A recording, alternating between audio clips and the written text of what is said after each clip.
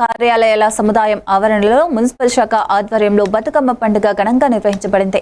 మహిళలు సాంప్రదాయబద్ధంగా పూలతో బతుకమ్మలను పేర్చి నృత్యాలు చేస్తూ ఆనందంగా పాల్గొన్నారు. ఈ వేడుకలు తెలంగాణ ఆత్మను ప్రతిబింబిస్తూ సమాజంలో ఐక్యత, స్నేహభావం పెంపొందించే వేదికగా నిలిచాయి. మున్సిపల్ కమిషనర్ శ్రీనివాస్ రెడ్డి, మహిళా ఉద్యోగులు, అధికారులు, సిబ్బంది ఉత్సాహంగా పాల్గొని బతుకమ్మ పాటలతో సంబరాలను జరుపుకున్నారు.